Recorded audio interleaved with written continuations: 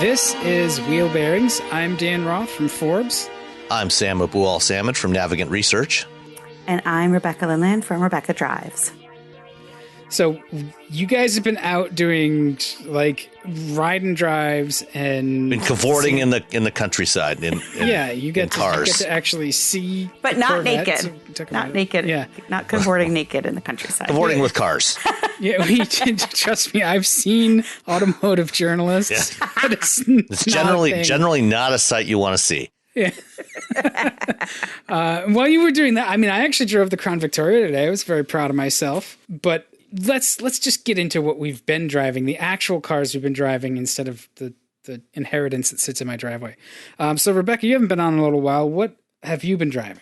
So I've driven several vehicles. I will be talking soon, next week, about the Subaru Outback and the Audi Q3.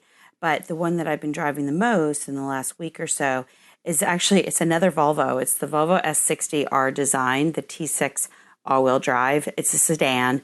It's a nice car. You know, it is. It's really nice. And it's so funny because I remember, a number of episodes ago, really struggling with some of the Volvos that I've had. This one is definitely one of my favorites. I really enjoy driving it. I continue to struggle, and it's very specific to, and I know I've said this before, to the calibration. So I can't say that I'm loving the calibration, even of this really, really, really nice vehicle.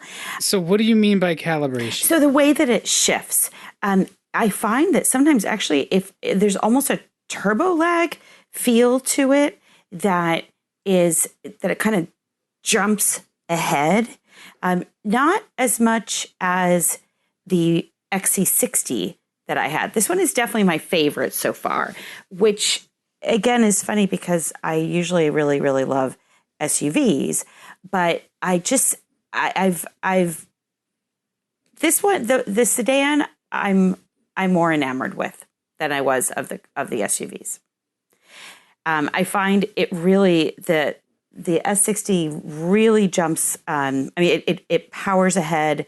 I can, it's very quick off of the line, and it really is actually a lot of fun to drive. So I'm very pleased I got into it. Volvo is a brand that is very close to my heart in many ways.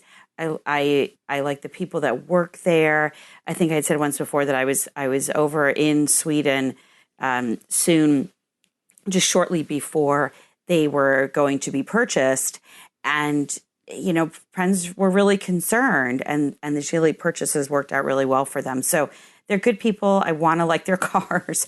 So this one, and so I'm glad that this one is, but it's a 4-cylinder direct injection. It is turbocharged. And I wonder if that's part of what I'm picking up a little bit. So the T6 is both supercharged and turbocharged. So that's got the 300...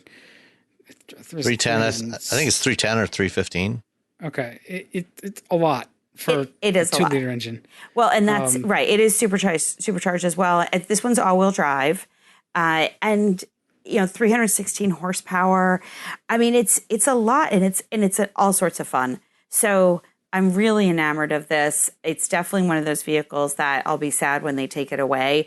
It zips in and out. It hugs the turns really nicely. It's so planted.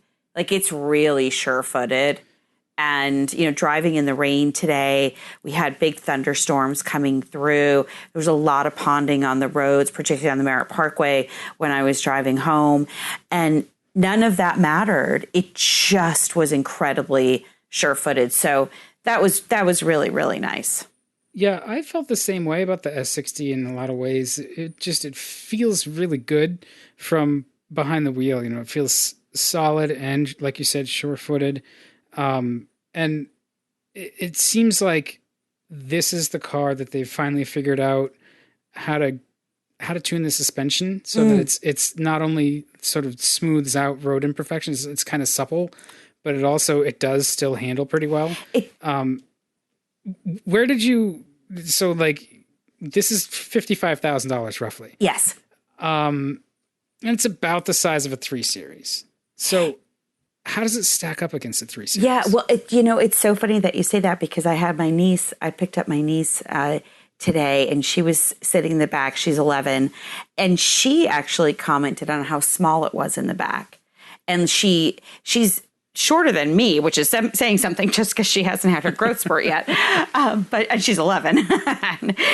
So for some of us, it never happened. Likewise. So she actually bumped her head getting into the car.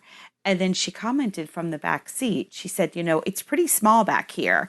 And I said, well, do you think it would fit 3 adults? And she said, no, because the center console actually juts out all the way into really where you would put somebody if you. So you'd have to straddle the console if you're in the middle. Very much have to straddle the console. Very much so. That always sucks. It does. It does. And she's absolutely right on that. You would have to. And so then it's actually a little smaller than the 3 Series, I guess, at this point, right? I guess it is. I mean, yeah, I guess it is. I don't know exactly the dimensions, and actually it's been forever since I was in a 3 Series. So I haven't driven one in several, I would say at least 2 generations. Oh, no, I lie. I drove one briefly. In February. I haven't had one at home to test drive, for the week that we typically do.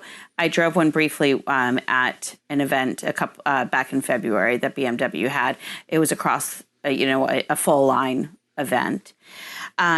So from a size standpoint, I think this is a good vehicle for a smaller household, maybe one child kind of thing. The trunk is absolutely cavernous. I mean, it's just huge, which is nice. But there is some loss of utility because it's a sedan, but that's okay. It's not for everybody. But I think for a commuter car, this thing is all sorts of fun. And again, it's all-wheel drive, which is great. Given where we live, that you're going to run into some snow.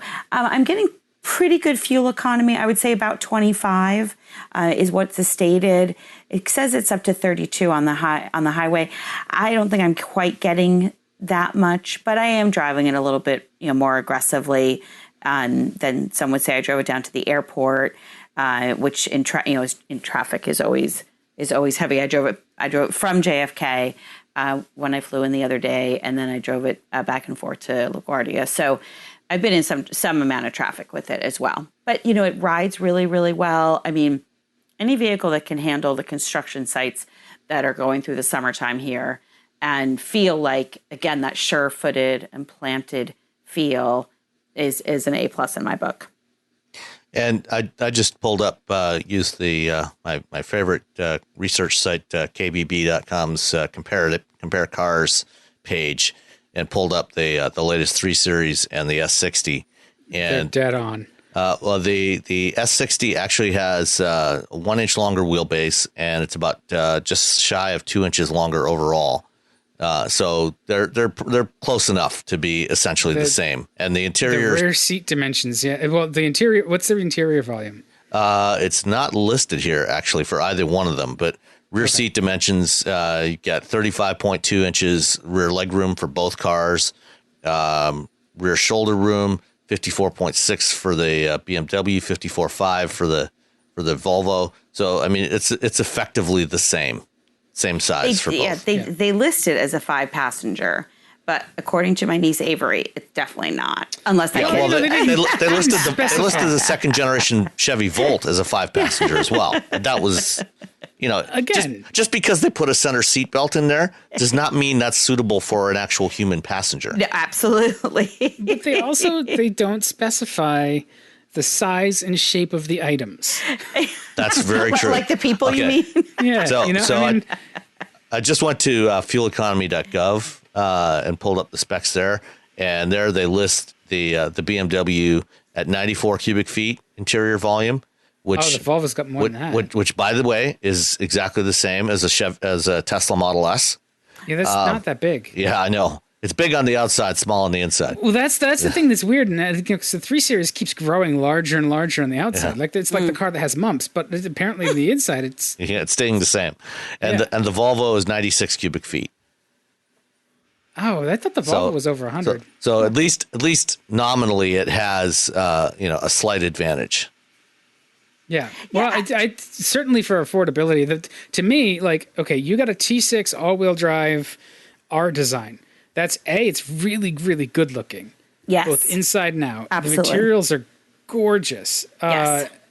And it's really well equipped at that price. Now, a BMW that costs, or that's equipped like that is going to cost a lot more. So the only thing that there's two things that I was surprised and disappointed about. There's no ventilated seats, which most vehicles, even less expensive than this, at least offer. And I don't see that it's even an option right now. And then I can't get I assume it has automatic high beams or automatic headlamps, adjusting, headlamps. I cannot get them to work, much to the dismay of whomever I was driving in front of, driving near the other night coming home. But it says auto high beam standard. I can't get them to work. I'm trying to remember the last time I had an issue like that with a Volvo. It's probably somewhere in the census pages. Yeah, there's that because there's census, and then there's also settings that you can get to using the the controls on your thumbs on the steering wheel spokes. The left hand controls on the left hand steering wheel spoke. Yeah, so depending on the drive mode, I think, or there was something where it was shutting that stuff off. Yeah. And it was accessed through the instrument panel settings, not the census. I'll play with it in the morning because it was very surprising, and I've actually been really disappointed. It says active bending lights, and so yes, those are the ones that turn into corners. Yeah, so I've been very disappointed in the lights, and again, I've been driving it at night quite a bit, and I feel like I'm just doing something wrong. I don't know. It's a little bit strange from that standpoint. Especially for a Volvo, normally these things are very intuitive. I did find, I did skim through the pages on the interface. The other kind of weird things when I picked up the car, the bolstering thigh cushions, they were extended all the way out, and it looked really bad when you first get in the car. And your feet dangle. Well, the other thing is that you can't adjust that until the car is on. There's no way to adjust it. Oh, yeah. Well, I guess that makes sense because it's power operated, right? So the seat, the whole rest of the seat moves back and forth, and you can adjust the whole rest of the seat except the cushion extender. Oh, do you have to get to that through the census menu? Yes. I see. You have to get through it through there. See, things like that should not be buried well, actually, if you think of it, though, from the perspective of an average customer is not going to be changing that very often. Well, right. So this is our first world problem, where we're jumping from one car into another all the time. Right. And, whoever happened to be in it last, left it set a certain way, so that's one of the things that we deal with. You complain about this to your friend Russell at Volvo, and that's exactly what he'll tell you. But I will tell you, the only people that bitch about this stuff are you guys. No, but like my passenger though, because my passenger would in fact change frequently, and it's the same thing for the passenger. Yeah, that's true. Right, but most of the time, this probably has memory seats in it, right? Yes. For driver and passenger, or just driver? I think just driver. Right, that makes more sense. But again, it's power driver seat with memory. But again, the thing is that passenger seat is under those same constraints. And so for the passenger, like my niece would not have been able to, her feet would have dangled, and we would have spent some time, figuring it out. My sister. But let me ask the question again, though. When you're riding as a passenger in somebody else's car, if it has adjustments like that, is that something that you typically adjust as a passenger when you're a passenger, or only when you're driving? I adjust everything. I adjust everything. Okay. I'm like, you mind if I play with the radio? I'm 5 freaking feet tall. Again, I think this is probably one of those reviewer problems, not necessarily a real world problem, because I suspect that most people actually it's fair, don't. Though. when you have a car that's got a lot of settings and like some of them are over here and some of them are over there, and even if you're driving, a couple of different passengers, that's a fair criticism that this stuff is a little bit more difficult to find. And that, yes, it's true that as your ownership experience continues, you'll figure that stuff out, and it will be less of an issue over time. But it's still, I think, it takes a while. Right, you're gonna have to stop and think for at least the first 6 months or a year, and then if you don't use that stuff on a regular basis, you're gonna forget, and then the next time you need it, you're gonna have to figure out how you did it. Well, so it's still fair, I think, to criticize it for that. And the thing is that it's, to me, what surprised me about it is that you can adjust the seat every which way to Sunday except this one thing. Why? That must be the one thing that's like optional. Then the best way to do it is to make it drive through the screen. Maybe, I don't know. It's certainly, it's not a reason to not purchase under any circumstance. I mean, there's so many good things about this vehicle that I feel like I'm nitpicking, but it just really stuck out again. Like when you open the, just because the part of it was the positioning that they were in when I picked up the car. But again, it's a first world problem. But I think it's lovely. I really, I'm very much enjoying the vehicle. Blame the fleet driver. Exactly. Run it into a couple of things. No, it was like that when I picked it up. Call up our friends at the drive shop and say, hey, when you deliver these cars, make sure you set those seats back the right way. Yeah, exactly. I will say also that when I picked it up from the parking spot outside of LaGuardia, the guy commented on the car and how beautiful it was. And these are people that see cars every day, and dozens and dozens and dozens of them. So, the fact that he commented on the color and on the styling, I always take those into consideration as well. What color is it? It's this beautiful, let me see the exact color of it. It's a red. It's the Fusion Red Metallic. That is just gorgeous. And does it have the tan interior? No, it actually has the black interior. Okay. But it's, it definitely gets very hot in this time of year, but it has the nice mesh over the sunroof. And, it's just, again, it's as you mentioned, it's the materials are just beautiful. Volvo has since the 2015 XC90, they've been unbeatable. Yes. At any price for their design. They have a clear family resemblance. The materials and design inside is fantastic.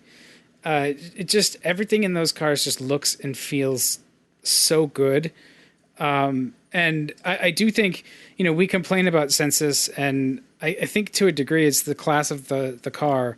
I was talking with Jay from BMW about this a little bit too, where it's kind of an issue for European premium cars because personalization is such a big part of the ownership experience.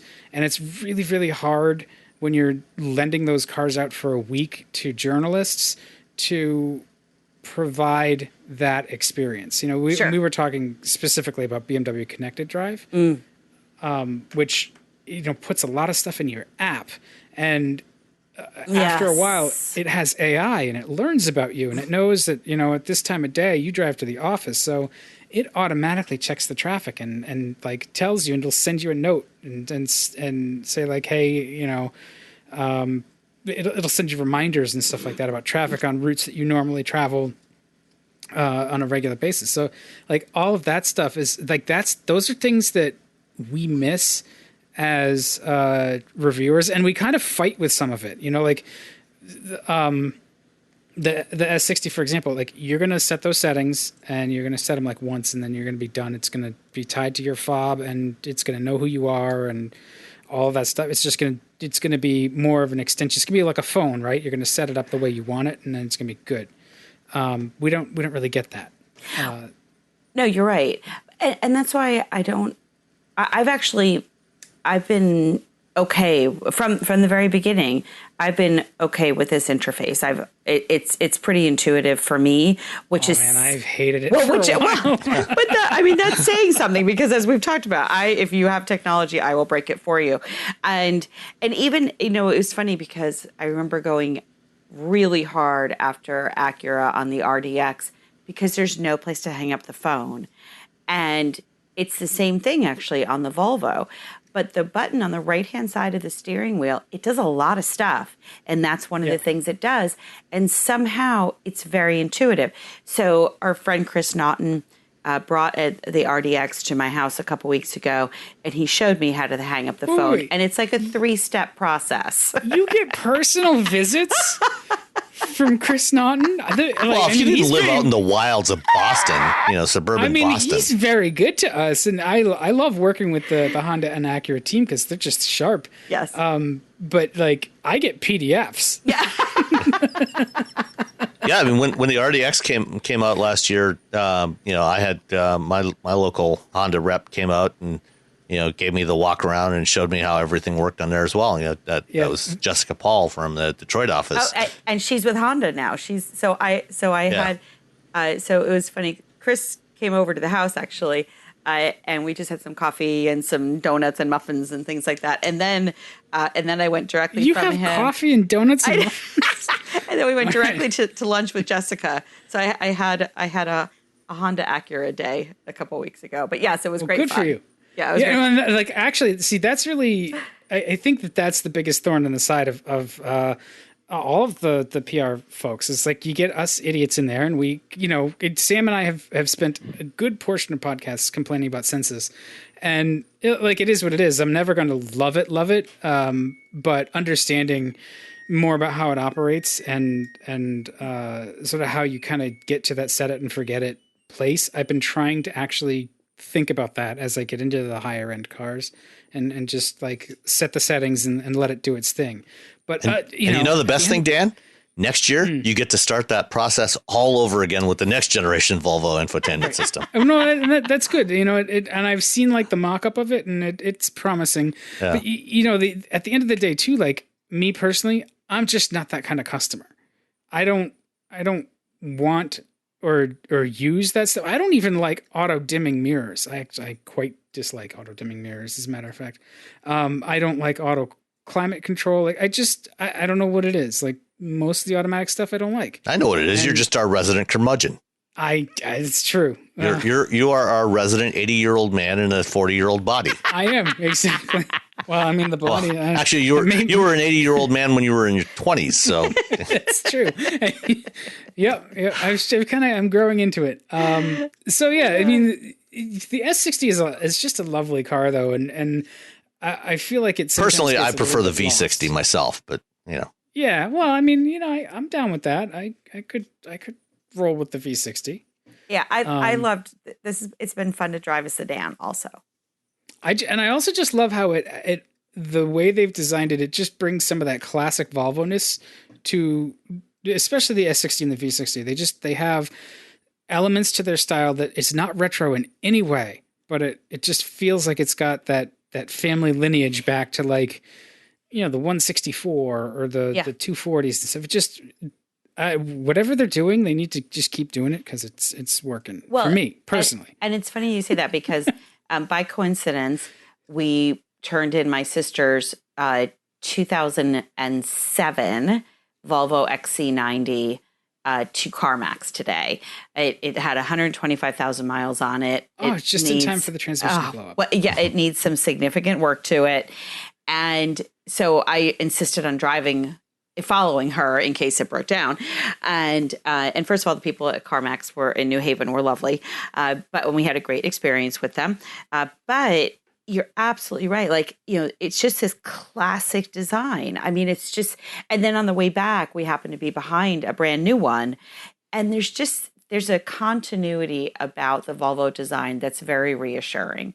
That it's just, it's something that you can depend upon without it being old or stodgy or boring. Like, there's just a beauty and elegance to their designs. It's really lovely. Yeah. All right. So Sam, you were in the X2 M35i? I was. Had that last week before I headed off to Nashville this week. And I was quite surprisingly impressed with it. Okay, that's good because the criticisms, let me lay them out, right? It's hard to see out of the back. That is true. It's stiff. Its throttle response is not good.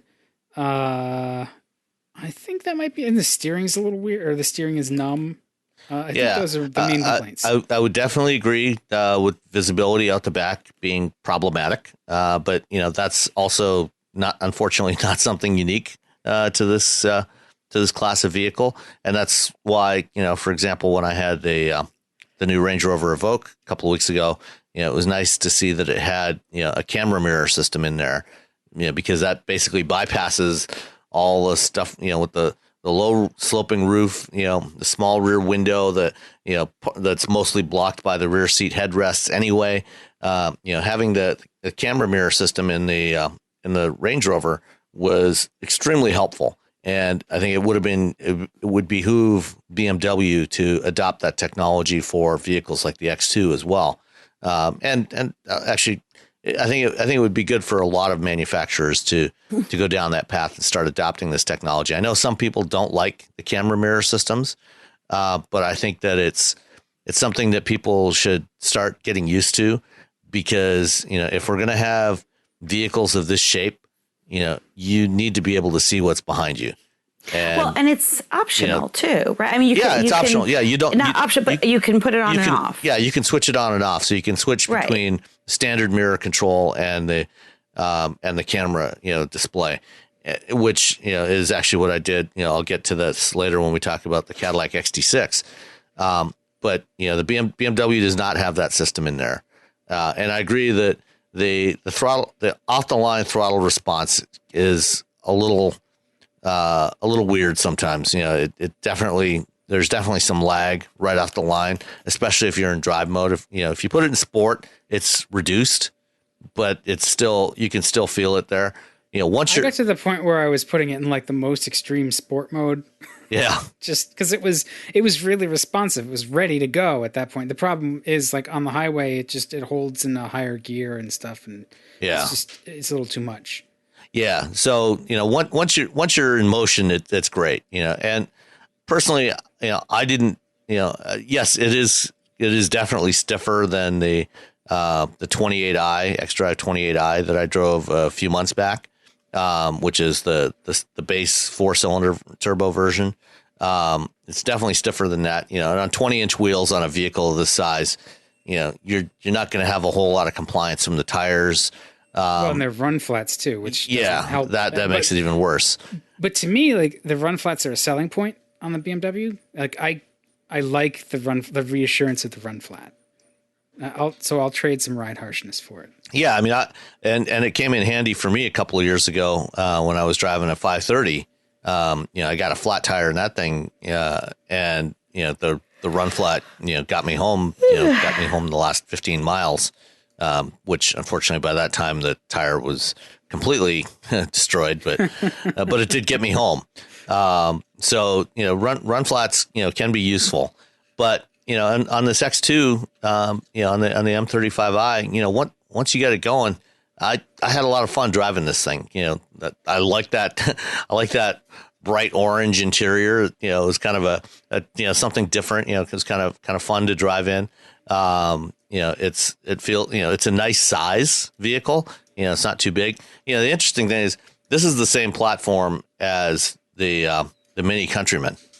Yes. So it shares this platform with the Countryman, and BMW or Mini, just introduced a new version of the John Cooper Works for the Clubman, at least, that has the same engine in it, 302 horsepower, 2-liter 4-cylinder, and presumably they'll put it in the Countryman at some point as well. But this thing was really quite a hoot to drive. Once you get onto some twisty roads, I didn't. It's stiff, but I didn't find it really painfully uncomfortable. I thought for a performance oriented version of a vehicle like this, I thought it was acceptable. I've certainly driven cars with much worse ride quality than this thing. So it was nice. I liked it a lot. And I liked it better than the base X2. And, at $50,000, it's certainly not cheap.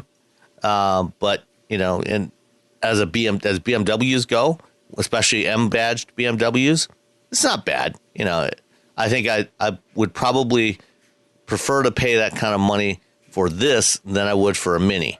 You know, and I've had Minis that were near this size, you know, because I like the interior of this thing better than I do the Minis. So the Mini interiors I find to be very gimmicky and frankly kind of annoying after a while. You know, so I like the way this one works better than the Mini. And you know, even the back seat was usable for an adult. Yeah, that was. I mean, I think that's been the consistent finding. All of us who've had the X2. You know, I think that the argument about the ride quality is like ridiculous. Like, you're deliberately purchasing this car. Yeah, if you're going to buy a BMW M, it's going to be stiff. That's just that's what you're buying an M for. You should not be surprised by that. Yeah, right. And you know, take it for a test drive. If you don't like the way it feels, don't buy the M. Buy the regular one. Yeah, and BMW, like, they've got an answer for just about every critique too. You know, the visibility's bad, or it's a little tiny, so it doesn't have that much cargo space. Hey, buy the X3. Yeah. or the X1. Like, either of those are options, and they're priced right around the same thing. And you know, if you need something more like that, then buy one of those. You know, I just found that the X2 M35i it just looks really good. I really, really loved the M Sport seats. I thought they were fantastic. Oh, yeah. They look Those are so great. Yeah. I mean, and it's just, it's really not a crossover or an SUV. It's a hot hatch. And when you think of it that way, it makes a lot more sense. Like, okay, it's about the size of a GTI and it performs. Yeah. I mean, you know, it's actually more comparable to a Golf R. You know, in terms of its power output, you know, it's an all-wheel drive, 300 horsepower, 4-cylinder turbo, 2-liter turbo. So it's, you know, it's almost the same, you know, as a Golf R, similar in size. It's a little taller than a Golf, but in terms of price, it's not that much more than a Golf R. So it's, I think it's a good option. Yeah, and the Mini will be cheaper, but you have to put up with the Mini. So yeah, I think there's that. I really like these kinds of cars too. I like this size of vehicle, you know, the kind that can kind of go from urban to suburban easily. And just it's a usefulness of it too. It has this really fun, sporty activity look, but at the same time, there's some cargo to it as well. Yeah. I mean, we had a full house in the X2 when the last one I had in South Carolina. It was filled all the seating positions, and it was fine. And now, granted, nobody was all that big in the back seat, but still, it wasn't a car that generated complaints. So I thought that was impressive. My driving, on the other hand, may have. No, it looks a lot of fun. I hope I get a chance to drive it sometime. Yeah, well, you're the last one. I know. So I know. I got to put my hand up. Let's see what we can do. So while you guys were driving premium European hardware, I had myself in the 2019 GMC Acadia Black Edition. And I came away with no real complaints, but two very big niggles, I think. Just like stuff that I personally can't get past. And one of them I think is actually kind of a sin. And I'll start with that, I guess. It's the steering on this has a weird response where it's almost like it shuts off the assist if you're holding the wheel in a steady position. And then if you move it a little bit, it kicks it back on and it makes you go way off your line. And then you got to recorrect. It just has this weird stretchiness / like notchy feeling, especially on center, like on the highway. And it got to the point where I was just fantasizing about stopping at a rest stop and burning it to the ground. Because I was just like, I cannot believe you guys made this car and made it do that. Wait, which trim was it? What did you have?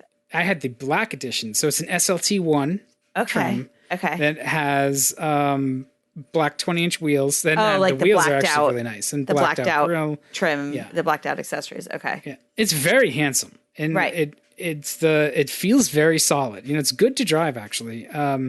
It rides well. It's disciplined. It handles decently as far as that goes. The 3.6 liter V6 has plenty of snort. It feels pretty live. It feels more lively, I think, than like a comparable. My frame of reference would be like the Durango, which is probably a little heavier. But, right. Yeah, for sure. It also has a 3.6 liter V6, so that they're comparable in that sense. The GM 3.6 that's a good engine. It feels good. It's the powertrain in this there's nothing to complain about. It works just fine. It just has 3 rows of seats, so that's pretty good. Although if you're going to use all 3 rows, then you kind of run out of cargo space pretty quick. The ergonomics are great, though. I really liked the way it had simple controls for the stuff you're going to use the most, and I think it's IntelliLink is pretty intuitive to use. But that brings me to my major complaint. So this is a $45,000 vehicle. It's SLT is the trim. So the only thing above that is Denali, I think, in GMC land. Right. Yes. Yep. And so GMC is stupid by having multiple levels of SLT. Like there's SLT 1, SLT 2, and you can go on from there. Just make one. I don't understand. But also $45,000, no navigation. Now, I understand factory nav may not be great, but it has at that price point, that's ridiculous. Yeah, and granted, you can buy it, you can get it optionally, but $45,000, you can get a loaded Durango for under 40. That's out insane. The door. It's going to have all that stuff. So, and again, with the Durango, is it an OnStar thing? Like, do they want you to use OnStar? Like, so what? you can use OnStar. Like, you can use you can get the turn by turn directions from OnStar. But that which is not the same. No, it's not the same. You don't get maps with that. They download. You call up OnStar, tell them where you want to go. They download directions for you, and it gives you prompts when to turn. So some of that is like, but you also have Android Auto and Apple CarPlay, so you can use Google Maps and Waze and Apple Maps, whichever one you want to use. But here's where I tip over into, again, being the curmudgeon. Like, I don't want to do that. No, I don't think that's a curmudgeon thing at all. And I'll tell you what happened to me one time when trying to use OnStar turn by turn is we were in a snowstorm and there were trees down everywhere. And I tried to tell the woman, the OnStar assist person, I said, these turn by turn directions are not going to work. Those roads are closed. And she had no solution for me. Yeah, well, I don't know if like factory nav is going to solve that either. Well, no, factory nav would, because if you turn off of the route that it's predetermined, then it'll recalculate the route. Right. But and I like having the map. I like having the map in front of me also. Right.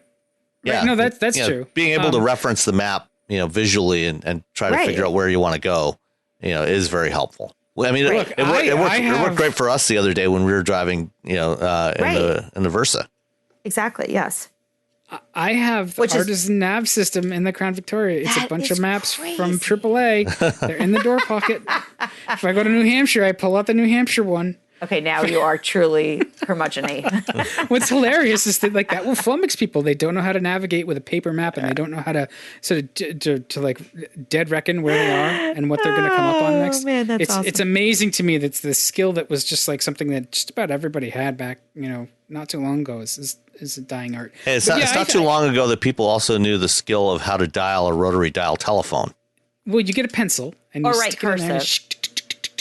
My kids they're learning cursive at nerd We've school, gone down a rabbit hole. Okay, off the point. I found it unconscionable at this price point that it's not standard, that you have to pay extra for it, and I don't like the argument that yes, but you have CarPlay and Android Auto, so that's your solution. Like, no, my phone is not compatible with that, which I understand is my device's problem.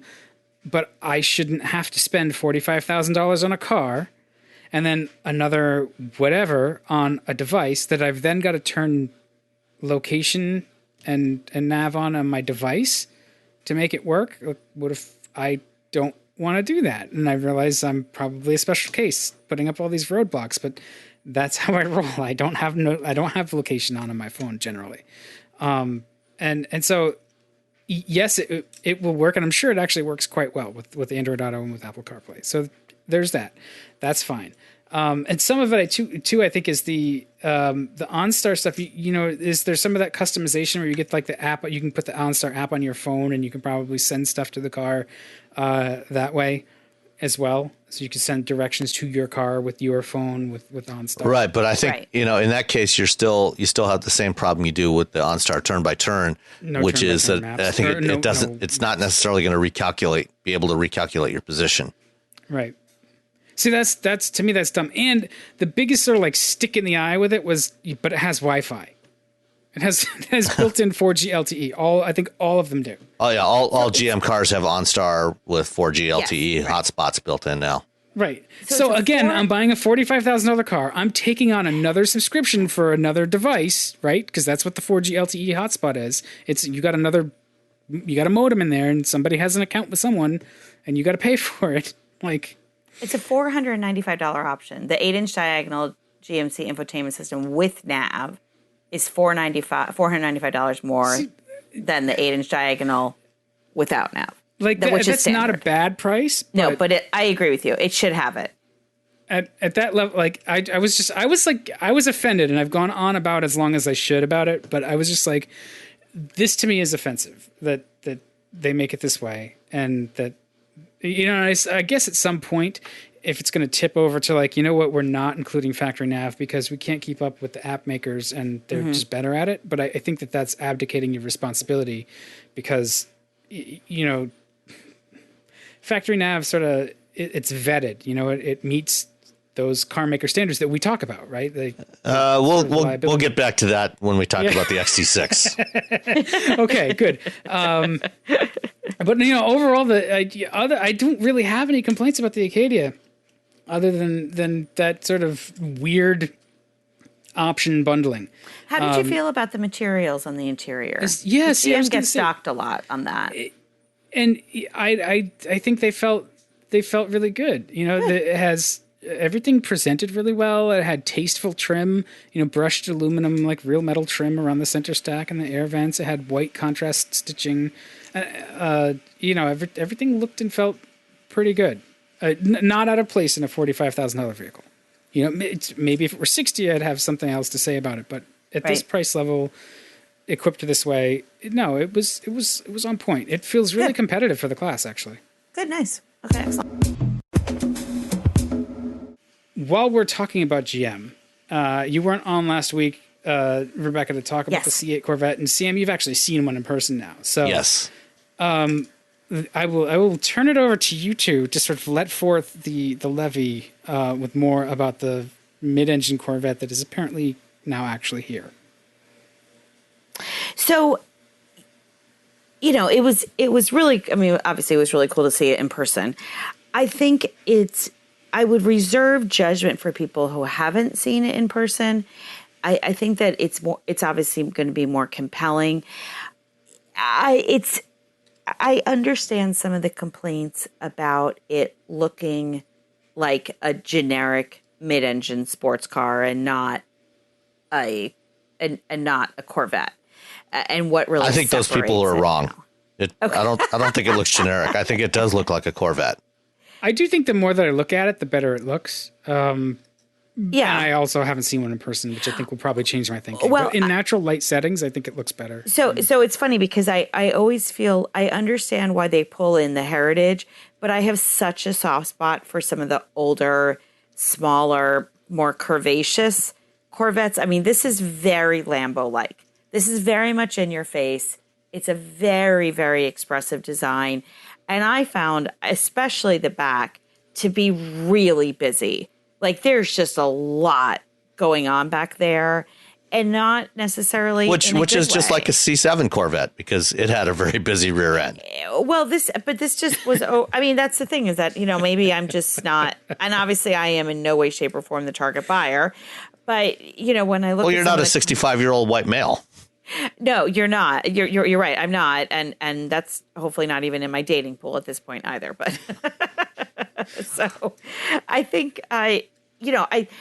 the interior is another area that we've Oh have, yeah, you know. so we should talk about the interior, Well, especially let's talk a little bit more about the exterior first. Well, yeah, Yeah, it was, but I so mean, I think, but Sam, you basically cut me off and said that I was wrong. Sorry. no. I think I'll agree with you that it's busy, but I wonder if that's sort of like just the sort of tenor of the times. Is that it's certainly not just Chevrolet that's making busy designs. No, I prefer a more elegant approach, like the classic 60s Stingrays, like what I'm seeing from some of the Aston Martins that are out there. And maybe that's not a fair comparison, but if you look at this and say, is this more Ferrari versus Lamborghini? I think it's more Lamborghini, and I prefer a Ferrari look. So that's just mine. Yeah, I agree. I agree with that assessment. It is definitely more Lamborghini than Ferrari. And that's interesting because all I see is 430. No. Maybe it's because they launched in red. Yeah. Well, I think the 430, and Ferraris in general typically have smoother surfaces. You tend not to have as many sharp creases. This thing has a lot of sharp creases. If you're going to put it in aircraft terms, I mean, this is more like the F-117 stealth fighter. The original stealth fighter. Which was all sharp. Flat surfaces, sharp creases. This is more along those lines, or like many Lamborghinis over the years that had more of an origami kind of look to them. Maybe it'll refract radar waves really well, just like those stealth fighters did. I doubt that, but not for $60,000 at least. No, but I think where I maybe disagree with you a little, Rebecca, is that I think at least, relative to the C7, I think it does have, there is a continuation of a lot of the design themes from the C7 Corvette, which, for sure, by the way, was not my favorite generation of Corvette. My personal favorite was the C6 and of course the C2, the mid 60s Vettes. Right. But the of the modern Corvettes, the C6 was my favorite. I thought it had the best proportions and the best, it had more of that cleaner look to it. That said, seeing this thing in person, I think it does have a real presence to it. And while the rear end in particular, I agree, did look very busy, much like the C7 did. I think that overall, I think it's actually surprisingly well executed. And I think it's got a good look to it that is, ultimately there's only so much you can do with a 2-seat mid-engine sports car shape, without going off into the weeds, like say a Gumpert Apollo, or some other, weird, one or two off. I think that there's enough distinctiveness in here that sets this apart, that it's not, all of these other sports cars. So I think overall they succeeded with the exterior and then completely fell over and, did it totally wrong on the inside. The inside is, well, yeah. So, I mean, I think, I think that it's a beautiful car. I think it's a really cool car. And I think it'll do well in the marketplace. The interior is a whole nother storyline. It's a whole nother storyline. It's stunning. And I don't necessarily mean that in a good way. Yeah, so I looked at some of the pictures from the concours that it attended, and from different angles than the press photos, I got a better sense of that strip of buttons that everybody was horrified by. And so my first impression is like, oh, that is 60s and 70s GM, where they're innovating or they're trying to innovate. They're going change off for the sake of change. Yeah, and it reminded me of the kind of thing you'd see in like a Toronado or something. Just like, oh, that's interesting. But also, it still makes me it's tilted and positioned in such a way where it doesn't look like it's the massive reach from a driver that initially appeared. Like, yeah, and you're right, because the car, those press photos, I think, kind of exaggerated the width of it. Yeah, and this is actually a fairly compact car. It's not that big. which is surprising. When you look at it, in isolation, it looks like this thing's enormous. But when you see it in person, it's actually surprisingly small, which is particularly impressive given some of the packaging they've done. The amount of cargo space they've got in this thing, that it's actually as small as it is pretty amazing. But that console is definitely not as wide as it looks in some of the photos, but it is tall. It is really tall. Yeah, it is really tall, and that's it. I got the impression of a sidecar. Yes, like the passenger will feel like they are sitting in the sidecar of a motorcycle as opposed to being in the same vehicle. And there's not going to be any hanky-panky going on in this thing because you are separated. Listen, you're a 65-year-old white man with golf clubs in the trunk and a trophy wife in the passenger seat whose job it is to not talk. This car is designed perfectly for its target market. Well, but that's the thing is it's not. I mean, the target market, that is actually not the target market for this thing. They are aiming for a younger audience for this thing because they know that their existing market for Corvettes, the people who buy most Corvettes today, are getting older and they're going to be dying off eventually. What they need to do is take the damn thing racing, instead of like glossy magazine ads and spreads and whatever and print media that nobody but the guys who are dying read, like make a Corvette spec series and like have concerts at the spec series. It's just something like you need to make events around this car so that people who are younger will go and see the car and get impressed by it. Cause it's a $60,000 car that gets, 0 to 60 in 3 seconds. Like you look at the packaging, you're like, it lives up to that promise of an affordable supercar that has been what we've said about the Corvette for years, and I think it gets amplified with this generation. You look at the car; it's just so good,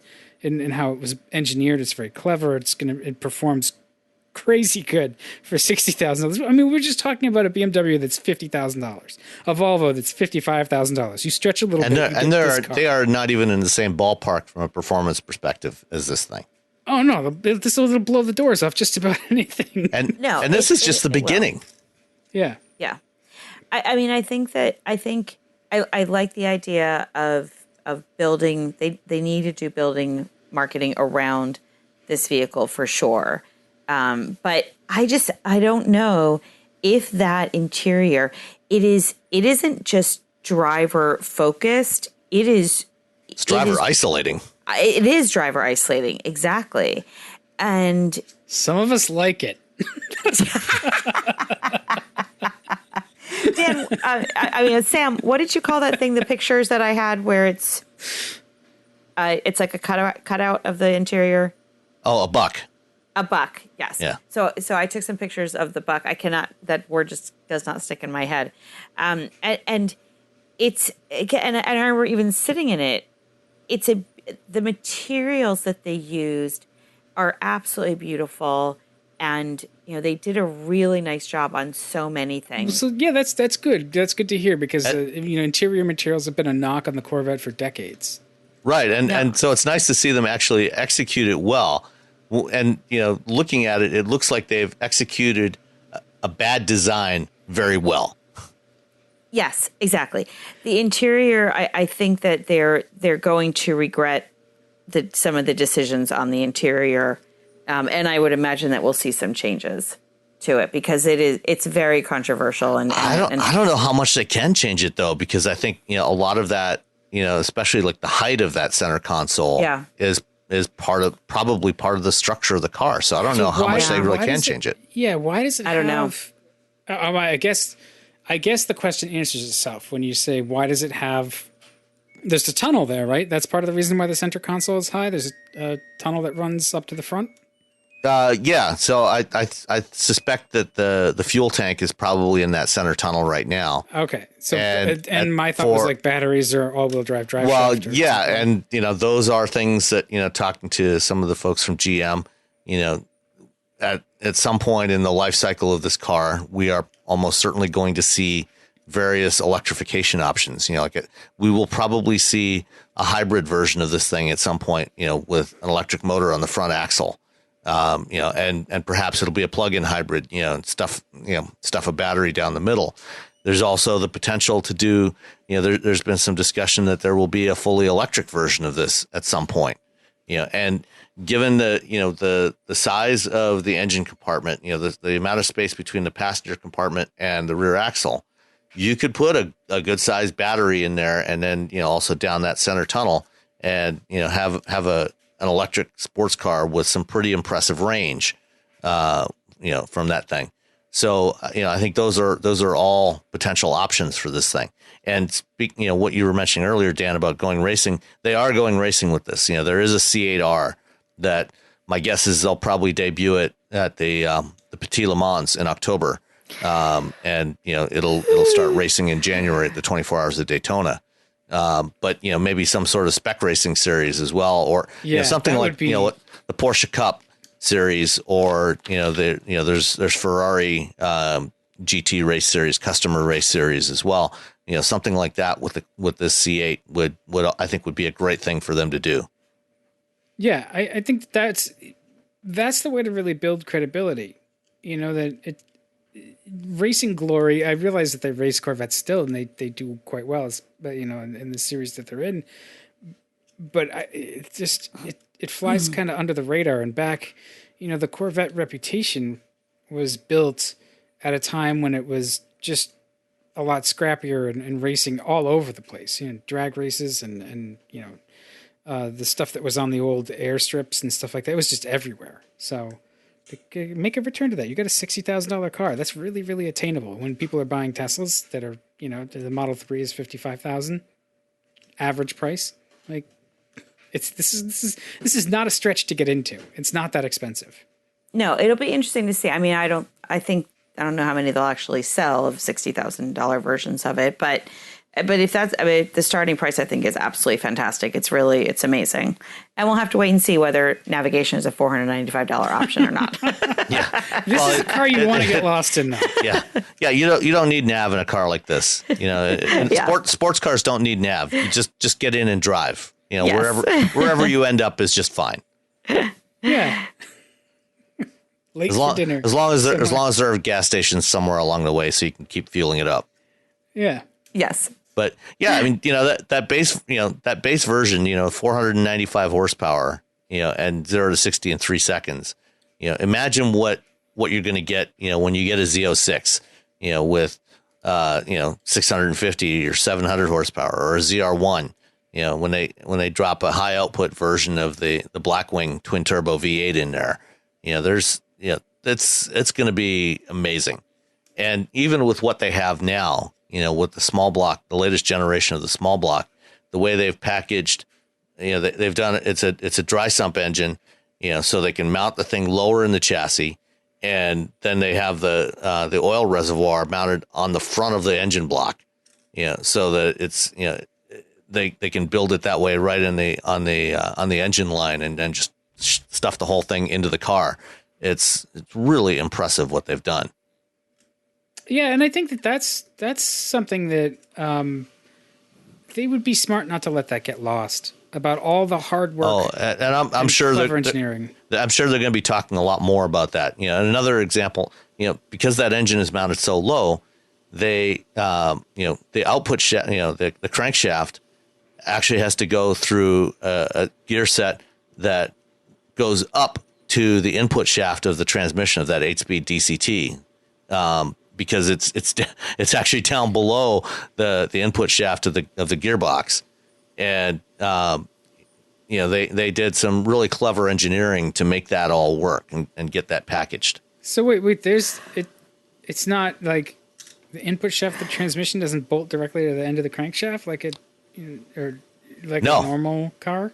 No, because it's actually higher than where the crankshaft is so low because it's a dry sump. That it actually has to go up a couple of inches to get to the input shaft of the. So they just have like a little 1-to-1 gearing in there, or they could fiddle around. They could overdrive the transmission. Yeah, well, apparently from what I understand, part of the reason why it's able to do that 0 to 60 in 3 seconds is because the first gear is actually exceptionally low. I don't know exactly what the gear ratio is, but they've basically got a drag racing launch first gear in there to get it off the line. And then, the other 7 gears are the ones you mostly use for driving around. Yeah, it's an impressive car. Interestingly, this is being developed at the same time as the Cadillac Blackwing twin turbo overhead cam V8 that apparently they have no intention of ever bringing anywhere near the C8 Corvette. You will never see a twin turbo V8 badged as a Blackwing in a Corvette. Which doesn't mean that you won't see a twin turbocharged to an overhead cam V8 engine in a Corvette. It just won't be. It just won't have that. It won't be called a Blackwing. Right. It'll probably have a slightly different displacement. All right. Well, let's stay with GM. And you had some thoughts about the Cadillac XT6. Are they good thoughts or are they not so good thoughts? Well, when we saw it back in January at the Detroit Auto Show, when they revealed it, I think most of us that saw it were decidedly underwhelmed by what we saw. Rebecca, were you at that Cadillac event in January? No. Okay. I was not. I think I saw it in New York, though. Did they have it in New York then? Yeah, it was on the stage in New York. Yes. In January, the design looked uninspired. Let's put it that way. Picking your words very carefully. Well, yeah, I am. It looked uninspired. The front end looked good. Sure. It draws a lot on recent Cadillac concepts like the El Mirage. But then the rest of it, looked very derivative. I mean, a lot of us thought it looked a lot like a Volvo XC90 or any number of other big crossovers. I mean, part of it is probably that I just stepped out of the Acadia, but I see a lot of the Acadia in it. Well, and yeah, that's absolutely true. And when we saw it actually out in the daylight last week, it definitely looked better. I mean, it's still not, it's not going to blow your socks off. It's not going to really attract a whole lot of attention. But I think it looks good. It's well executed. I think that people in the that want a 3-row Cadillac crossover are probably going to really like this thing. Livery services. Yeah, or people who maybe have an XT5 today and want something a little bigger. They need a little extra space in it, or that like the idea of an Escalade, but think it's just too big. It's kind of the right size. This is definitely not as ostentatious as an Escalade, and right. It's not quite as big, but that's it's nowhere. Yeah, it's nowhere near that big. I think it gives you that third row, and it's way less flashy, which I think honestly, like that's a positive in that sense. Yeah, and the interior actually, the interior was another thing that a lot of people complained about in January. The interior they had on the show cars back then definitely did not look up to snuff. The ones we saw on the production cars last week were much better. Much better, nicer materials, nicer color combinations. And it looked a lot better. And I think it looked reasonable for the price point. So that's what I remember. It's interesting that you say that, Sam, because I remember seeing the XT4 and being almost appalled at the interior. Almost. Yeah, this is definitely better. Okay. Well, but then when I saw the XT4 a few weeks ago out in California, and I spent I don't know, it was like only about half an hour or so in it. The materials weren't that bad. Then I thought, oh, maybe I had just come out of a Volvo. I just seen the XC40, and then I went to the XT4, but so they did definitely change some of the interior then and upgraded it from some of the show cars that we saw. Okay, it's probable that the cars we saw in January, were pre-production, they were pilot production models. It was probably not entirely representative. Because I don't think they could have changed very much, in the 6 months since then. But for whatever reason, they definitely looked better now. It definitely looked more up to snuff. So that was a good thing. From a packaging standpoint, Cadillac actually did a really good job with packaging on this thing, because this vehicle is actually based on the XT5 platform. It's not, unlike what we all suspected previously, that it was based on the Lambda, which is used for the Chevy Traverse and Buick Enclave and the Acadia. It's actually based on the XT5, which is a smaller platform. It's a shorter wheelbase, and its wheelbase is only about a quarter of an inch longer than the XT5, but it's 2 inches wider and it's 3 inches taller. And they've actually done a really good job of packaging overall to get 3 rows in this thing. And the third row is actually quite useful, quite comfortable, because it's so tall. The third row is actually, the third row seat cushions are actually a couple of inches higher up than the second row. So you've got that kind of theater seating effect. And 2 adults can sit back in that third row quite comfortably. I got back in there, and I had plenty of headroom. My knees were not up in the air.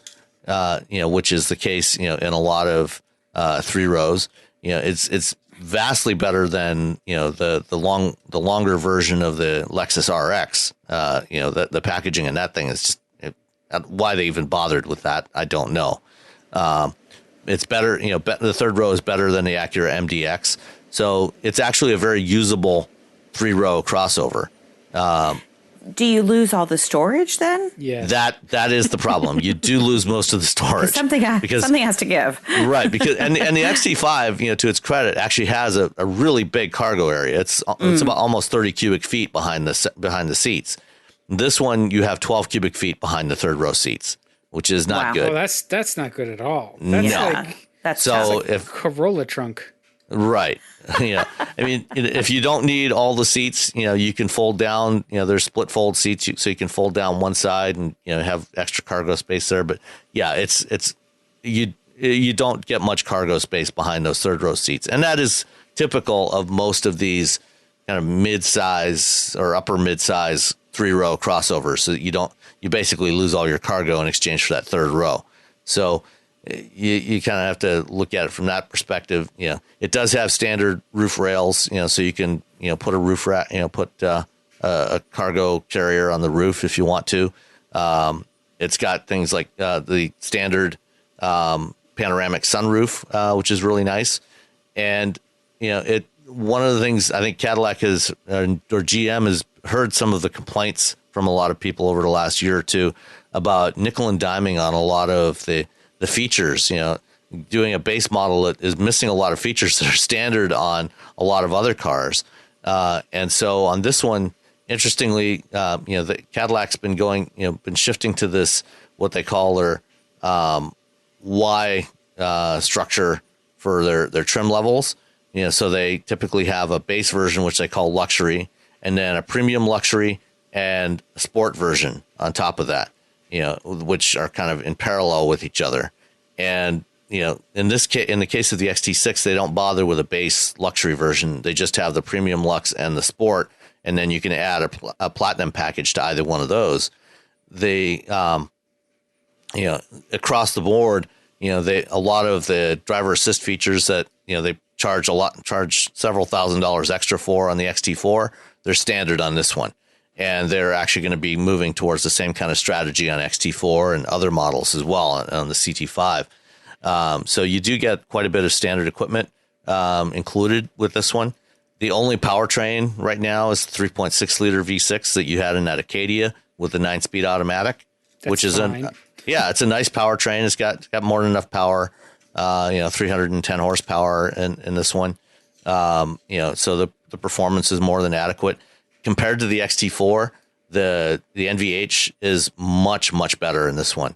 The XT4, complained before about a lot of road noise coming through, a lot of engine noise. Not a problem in this one. It's much quieter inside. But, while they have executed well on what they have here, what they haven't done is try to stretch and, try to do something really above and beyond, what the competition is doing. Whether it's from a design standpoint or an equipment standpoint, the premium Lux all-wheel drive that I drove with the platinum package was $70,000. And, for 70 grand, there's a lot of other stuff you can get that is at least as good, if not better. I think it was, this was, in the review I wrote up on this, it's like when you do performance reviews in your job, a lot of times, at least in the last few jobs I've had, the ratings are, needs improvement, meets expectations, exceeds expectations, as kind of the rankings. And, meets expectations means, you've done exactly what you're supposed to do, but nothing extra. And, I give this one a solid meets expectations, because they haven't really dared to go above and beyond. And, Rebecca, you and I are going to be driving the Lincoln Aviator in a couple of weeks, which is really the most direct competitor for this thing. And, the Aviator, the base Aviator starts with a twin turbo V6 with 400 horsepower. And then you have a plug-in hybrid with 30-mile range at 450 horsepower and 600 foot-pounds of torque. And frankly, the design of the Aviator, I think is, looks much more, even way more premium than this thing. And the interior looks way more premium and upscale compared to this, at a comparable price point. So I think, Cadillac, they're probably going to pull in, Cadillac customers, people who, like I said, want something a little bigger than an XT5 or a little smaller than an Escalade, still want a Cadillac. They're going to do great with the XT6. Whether they're going to be able to draw away customers from the Aviator or the MDX or the RX, or any number of other 3-row utilities, I don't know. It's going to be a challenge for them. Well, so you were talking about how they didn't really innovate, right? Or you push the envelope. I feel like GM gets in this position of kind of damned if you do, damned if you don't, right? If they don't, we complain that they haven't. That they went really conservative right up the middle, like does everything it's supposed to do, but nothing else. But if they were to try to innovate, then we'd be complaining about something else, like a strip of buttons. That's a good point. And, one example, during our test drive, around DC and Northern Virginia is, one of the things that they've done with their navigation system, it's tied into OnStar. And what it actually does is it'll actually download point of interest database for the local area in which you're driving to the vehicle. So it's using some connectivity to enhance what's available in the embedded navigation system in the car, which is a good thing, because that's one of the advantages you get of using Google Maps or Apple Maps or Waze is, it can go to the cloud to get all that stuff that you're looking for, and it's more fresh and up to date information. However, on our drive route, they had the first leg of the drive route actually programmed into the nav system. And about 5 miles from our driver change point, all of a sudden the navigation screen went blank. And we could not get it to come back on again. We tried everything, and it turns out everybody else did as well. And we talking to the chief engineer when we got at lunch. It turns out that there was a bug in the software. After this had been reported to him by several of the people on the drive, he called back to Dearborn, or to Warren, to ask what was going on. What's happening with this. And it turns out this was a bug that the engineers had discovered a couple of weeks ago, and they already had a fix, and they were in the process of testing it. And an over-the-air update was going to get pushed out to those vehicles within the next couple of weeks. So customers won't actually see this problem. But what happened was, if you were in an area where the system lost connectivity, didn't have a cellular connection, it would crash the navigation system. And if you're driving out in a rural area like we were, it's not uncommon to have no cell connection. And so it wasn't a dangerous problem, but it was an annoyance. But fortunately, they have a way to update that over the air, and so that's gonna get fixed on all these vehicles fairly shortly. But that's an example where they actually did try to do something a little more innovative, and they made a mistake, and it came back to bite them. Yeah. And I don't think that we're necessarily looking for crazy innovation from them. No. Especially on a product like this. But to your point, like, in order to pull people into this vehicle, there has to be elements of surprise and delight. And there has to be something that they feel like, you know, this is going to be the best thing for my family. And Cadillac, you know, like Volvo is known for safety. And they're you know, that tagline, you know, they're known for that. And Cadillac, like, in some ways, you want it to be, it needs to be a better steward of the brand, as we've talked about before. And this idea of, you know what, I can't get this feeling, this emotional solution from any other vehicle. I have to buy this Cadillac. I have to get this car. That's what to me, it's kind of missing that emotional draw or charisma. That's exactly right. There's nothing, you know, for somebody that is an XC90 driver or an X5 or X7 driver or a Palisade driver. Yeah. Well, sure. yeah, actually. Yeah. That's very, very true. Totally legit. You know, Totally legit. they're going to, you know, they're going to look at this, and if they even see it, you know, if it even registers of what they're looking at, you know, they're going to say, yeah, okay, that's nice, you know, and move on. There's, you know, but when they see the Aviator or a Palisade for that matter, you know, there's something far more distinctive there about the way those vehicles look that I think is going to draw their attention, and they're going to say, hey, now what is that? You know, and maybe take a closer look.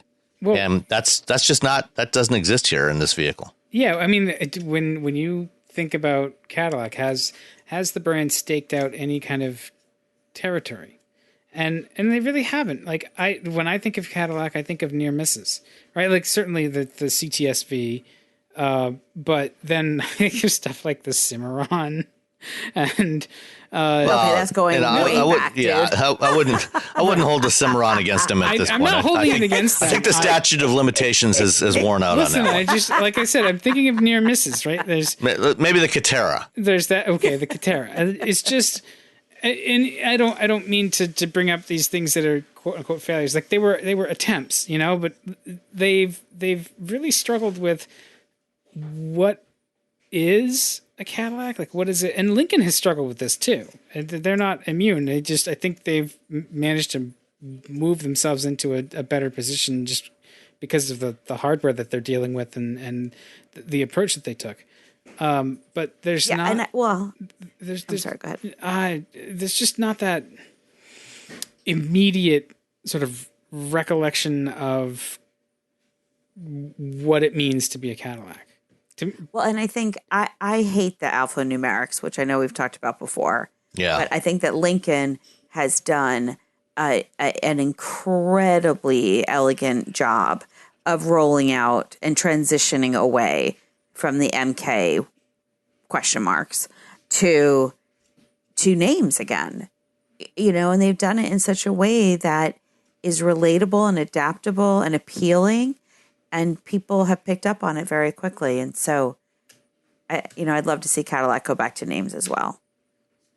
I hope the XT6 does well for them. I hope that they sell a bunch because they could use a shot in the arm. Yeah, you know, I think they'll sell a bunch of them. It's just, I don't think they're necessarily going to get a lot of conquests with this one. I think it's between now and when they finally launch their electric crossover, you know, this may be a good placeholder, but that's really all it is. Well, maybe that's all it needs to be, you know? So yeah, maybe we're getting ourselves worked up over nothing. Yeah. Couple of things that they really did do right. You know, like I said, I mentioned the camera mirror earlier, and they've got an updated version of that on here that, you know, is, got a clearer, higher resolution display. It's faster frame rate, so there's a little less latency than before. And, I think it worked really well. I was quite pleased with the way it performed. And they've also got a new version of the jog dial on the center console, which, will also be on the CT5 and CT4 and eventually on the XT4. When they launched the XT4 last year, they added that rotary controller on the console, but it didn't have any ability to, jog left, right, forward, or back, for selecting stuff on the screen. All you could do is spin it and press it to select, for entering addresses and stuff like that, or phone numbers. This one, works more like an iDrive and actually has that jog functionality built into it, and it worked quite well. Good. I'm glad that somebody's figuring out how to do ergonomics. Yeah, if they can just apply that to Corvette, we'd be gold. We asked some folks what they thought we should talk about or what they wanted to know, and we did get some replies to our questions. So we should answer those. Okay. I suppose. Do you have a favorite, Sam? It sounds like you've got one ready to go. Well, let's start with Nick Hadiadaris. I think that's close enough anyway. Is Jeep the only way to get a manual transmission in a pickup now, referring to the Gladiator? And in fact, no, it's not. You can still get a manual transmission in the Nissan Frontier. And at least according to the specs on the media site for Chevrolet and GMC, you can also get a manual transmission with the two-wheel drive four-cylinder in the Canyon in Colorado. Although looking at the build and price sites, for Chevrolet and GMC, they don't actually show that as an option there. But it is listed in the specs. So presumably, you could maybe go to a dealer and special order one, or maybe find one, parked in the back of the lot somewhere, that is the price leader special that, they maybe had one in stock, and it's been sitting there for 9 months or a year. But you can, at least in theory, get a manual transmission in the Canyon of Colorado. And you used to be able to get one in the Tacoma. The last Tacoma I drove about 2 years ago did have a manual in it, but it doesn't look like it's available anymore. Yeah, I think in all of those cases, though, they're all two-wheel drive. Yes. And on the base engine. And so... Well, actually, the Tacoma I had was a TRD. Oh, was it four-wheel drive, and it had a manual transmission. I would be surprised if that's a thing. It was a terrible manual transmission. It was like kind of moved around all over the place. That's kind of, but it was a manual. Yeah, that's the Tacoma charm. It's actually crap to drive, but people love them. They run forever, I guess. Yeah, something like that, in that weird splay-legged seating position. The only way to get a 4x4 though is probably the Gladiator. I don't even think of the Gladiator as a pickup, but I guess that's what it is. It's cleverly designed to fill that role too. But that's an expensive way to go. If you must have a manual in a pickup and that's the only option, you're going to cost yourself money. And then there was also one other question that was 2020 Hyundai Ioniq EV range and price positioning with respect to Kona. There are updates coming to the 2020 Ioniq. We don't know the details yet. Apparently, we'll get more range, and we don't know pricing either. My guess is that they may put in currently the Ioniq has a 27 kilowatt hour battery pack. It may get the 40 kilowatt hour battery pack that they put in the Kona overseas. Overseas, you can get a Kona with two different battery sizes, a 40 and a 62 kilowatt hour. And here we only get the 62. But I wouldn't be surprised to see them put the 40 kilowatt hour pack in the Ioniq, giving it probably somewhere around a 160 to 170 mile range, and keeping the price down a little lower than the Kona. Because one of the things about the Ioniq, has been, trying to do the value thing, because the current Ioniq EV, starts at $30,000. So you probably get the 40 kilowatt hour one for maybe 33, 34, which would be, quite several thousand less than the Kona, which starts at 37.5. Just buy one though. Don't worry about the range. The range is fine. It's not an issue. Okay, I got another one. Will the USA ever get the Suzuki Jimny? And have any of you driven or seen it up close? I think I have any of you seen it up close or driven it? I have not, But I did see a truckload of Mahindra Roxors last week. Nice. Going down the freeway in the opposite direction. I was wondering if I saw this crazy Jimny thing in India at some point, but You probably did. Right? I would think that I would have Suzuki is big in India. They are big in India. It's Suzuki Maruti, right? It's like the... Yes, right. Yeah. I mean, it's all sorts of fun, but of course, Suzuki's not even in the States anymore, and so... Not with four-wheel vehicles, anyway. Right. The brand is still in, but not with traditional cars and trucks. Well, and along those same lines of things that have gone away, I love Harold Combs' question of if you could wave your magic wand and kill or resurrect a GM product line, which one would you pick? Oh, the kill one is interesting. I mean, I would. You go negative right away, don't you, big guy? Absolutely.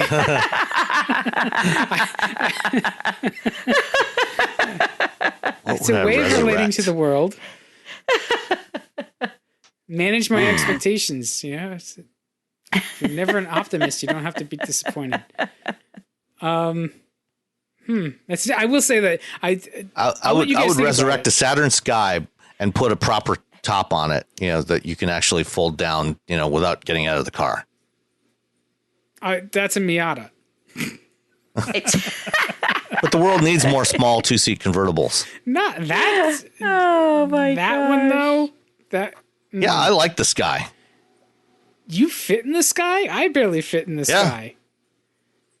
Yeah, no, I fit in it because it's actually a little bit bigger than a Miata. Is it? I never actually drove. I didn't drive the Sky, but I drove the Solstice Coupe. A couple of weeks before they canceled it. And I fit fine in it. Really? I love myself a good Pontiac. I liked the Solstice, the Solstice GXP is the only one worth having, and it drove like such a kit car because it was just like it was a kit car. I'm astounded by the clever parts binning that they did. Yeah. They just pulled pieces from across the empire to make that thing. And for the most part, it worked. It worked a lot better than the Fiero did. Oh yeah, it worked great in that sense. But the biggest flaw with that car really was the top. The top was just atrocious. Yeah, you couldn't to put it down or put it up. It was just a total pain in the ass. And which is weird because Porsche can get away with doing that and charging you extra for it, the Boxster Speedster. Which has that's true. But they're Porsche. They're not Pontiac. Yeah, that's true. But seriously, the Boxster Spider has it had a turnbuckle and this big red handle on the top. And he's okay. So what would you guys revive if you could revive one? Huh? What would you revive? What would I revive? Reviving is interesting. Oldsmobile. No, one model, not a whole brand. All of that. At one point they were all Cutlasses. So yeah, that's true. I really liked it's a W body, which is weird for me, but the Toronado Trofeo. It was a couple of years or 1 year only. Okay. It was the W body Toronado. They made it a little extra long. They added some to the trunk, I think, and it was a really elegant car. It was nice. It wasn't bad. It was all right. What about you, Rebecca? The Cimarron, of course. I mean, come on. Not the Alante? No, the Riata? We're going. I do like the. Deep cuts here. There is something I absolutely love the El. I could be down with a. Oh, sorry, I was on mute. I didn't realize. I absolutely love the El Camino SS. I love the ridiculousness of that vehicle. Something more current though, I would probably the Pontiac GTO. Even the one that was the Holden version of it. Okay, so the 2005 6 GTO. Yeah, 2005 6. Yes. Okay. That was a lot of car for the money. What about the G8 pickup that never actually got to production? Oh, yeah. Oh.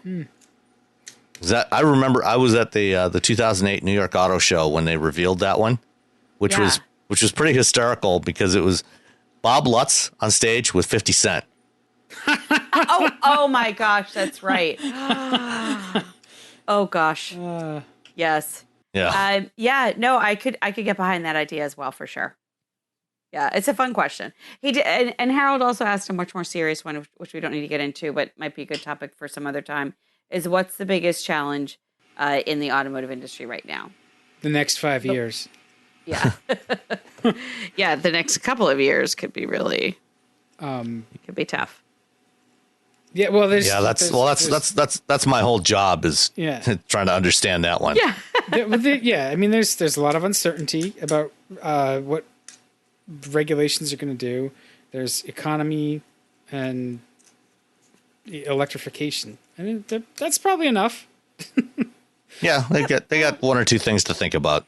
Oh, did we ever actually answer whether the Jimny is coming to the U.S.? I don't think we did, but it's not. We're not going. I don't think it is. Go to the UK and rent one, and you'll get your fix, and you'll find it's a meet your heroes proposition. I would be interested to hear if there's a way to import them. I don't know if there is or not. I'm just gonna throw that out if you wait 25 years, you can. Well, yeah. You know, but there are shops that will federalize them. I don't know if you're ever going to be able to federalize it for emissions, though. That's the thing. But like the lights and stuff, or at least it had been an industry. I don't know if it's still something that you can do. It's a real pain, though. It's not. It's a cool truck. Especially it's not worth it in pictures, but yeah, like that's totally not. Yeah, if you want something gray market, you're better off probably going with something that's over 25 years old because you can actually get some really fun stuff from the early 90s now that you can bring in legally without having to go through the full federalization process. You can get an early 90s Jimny. It might have a Geo badge on it, but whatever. You don't have to go anywhere for it. I was at the Concours of America at the end of St. John's this week here in Plymouth, and there I saw 3 different AutoZam AZ1s there. One was at the Cars and Coffee event on Saturday morning.